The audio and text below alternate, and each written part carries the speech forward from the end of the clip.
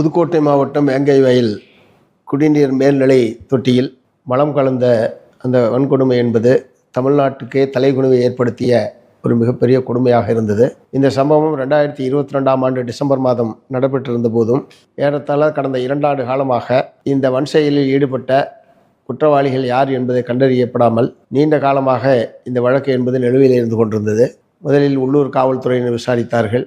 அப்புறம் அவங்க விசாரிக்கிறதுல உண்மை குற்றவாளிகள் கண்டுபிடிக்க முடியலன்னு சிபிசிஐடிக்கு அந்த வழக்கு என்பது மாற்றப்பட்டது.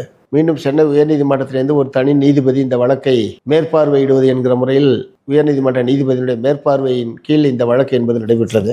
இவ்வளவு விசாரணை நடந்ததற்கு பிறகு இன்றைய தினம் சிபிசிஐடி போலீசார் சென்னை உயர்நீதிமன்றத்தில் இந்த வழக்கு தொடர்பான குற்றப்பத்திரிகையை இன்றைக்கு தாக்கல் செய்திருக்கிறார்கள். ஆனால் அதில் ரொம்ப வேதனையான விஷயம் என்னென்னா, இந்த குற்றத்தை செய்தவர்கள் பாதிக்கப்பட்ட சமூகத்தை சார்ந்தவர்களே இந்த குற்றத்தை செய்தார்கள் என்று காவல்துறையினர் குற்றப்பத்திரிகை தாக்கல் செய்திருப்பது என்பது கொஞ்சம் கூட ஏற்புடையதில்லை. அதுக்கு அவங்க சொல்லியிருக்கிற காரணமும் கொஞ்சம் கூட பொருத்தமாக இல்லை. பஞ்சாயத்து தலைவருடைய கணவரை பழிவாங்க வேண்டும் என்பதற்காக அவங்க இத்தகைய காரியத்தில் ஈடுபட்டாங்க அப்படின்னு சொல்கிறது நம்பத்தகுந்ததாக இல்லை.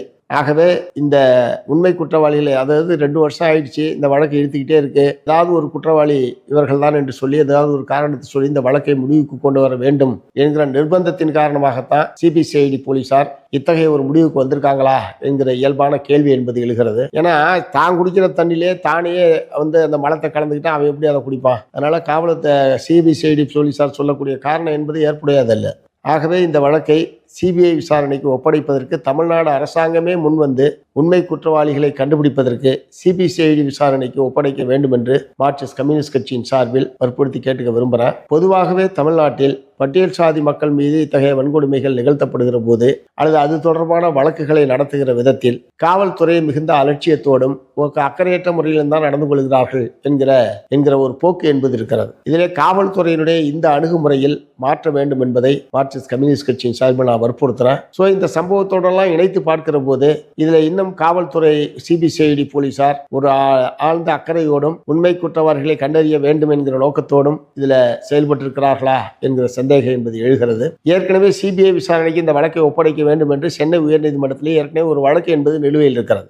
ஆகவே அந்த வழக்கும் நிலுவையில் இருக்கக்கூடிய நிலையில் உண்மை குற்றவாளிகளை கண்டறியவும் பாதிக்கப்பட்ட மக்களுக்கு நீதி கிடைக்கக்கூடிய வகையிலேயும் இந்த வழக்கை சிபிஐ விசாரணைக்கு தானாக முன்வந்து தமிழ்நாடு அரசு ஒப்படைக்க வேண்டும் என்று மார்க்சிஸ்ட் கம்யூனிஸ்ட் கட்சியின் சார்பில் வற்புறுத்தி கேட்டுக்கொள்கிறேன்.